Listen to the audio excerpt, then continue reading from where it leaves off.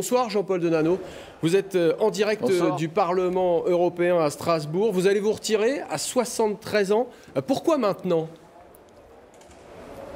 Tout simplement parce que j'avais fait une promesse pendant la campagne électorale à ma seconde de liste que si elle n'était pas élue, je lui laisserais 1 an de mandat. Donc les promesses, ça doit se tenir. Elles ne concernent pas que ceux qui y croient, elles concernent aussi ceux qui les font. Donc voilà, c'est avec plaisir que je vais lui passer le relais. Mais c'est une décision qu'on ne prend pas à la légère. Est-ce que votre âge a joué dans cette décision? Est-ce que vous avez le sentiment d'avoir suffisamment travaillé?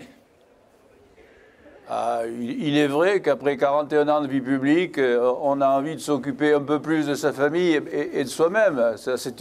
Objectivement, c'est vrai. Mais ce n'était pas la raison essentielle. Aujourd'hui, je suis en capacité encore de continuer à porter des rapports. Et je porte notamment le rapport protéines que je devrais faire voter la semaine prochaine en commission agricole et que je ferai voter, je l'espère en tout cas en avril, à la séance plénière. Donc je porte encore un certain nombre de sujets. Je n'ai pas l'intention d'abandonner le militantisme politique. Alors on va aller sur le terrain des idées, Jean-Paul Denanot. Une observation, l'Europe ne va pas très bien, le Limousin n'existe plus et cherche une place dans cette nouvelle grande région. Le Parti socialiste, c'est le moins qu'on puisse dire, n'a pas bonne mine. Bref, le paysage politique que vous quittez n'est pas très engageant. Le paysage politique, vous savez, il est très fluctuant. Donc les choses vont et viennent, il y a des hauts et des bas. Le Parti socialiste en a connu des hauts et des bas. Il a connu des hauts magnifiques, il a connu des difficultés. Il reviendra en haut de l'affiche, j'en suis complètement persuadé. Eh bien, la région Limousin, pour ce qui la concerne, elle continue à vivre. J'espère très profondément qu'elle finira par être reliée à nouveau à la grande vitesse ferroviaire, parce que ça va être un handicap si ce n'est pas le cas.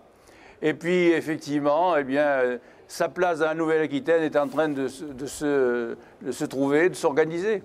Jean-Paul Denanot, vous avez été maire, président de région, député européen. Une chose dont vous êtes le plus fier.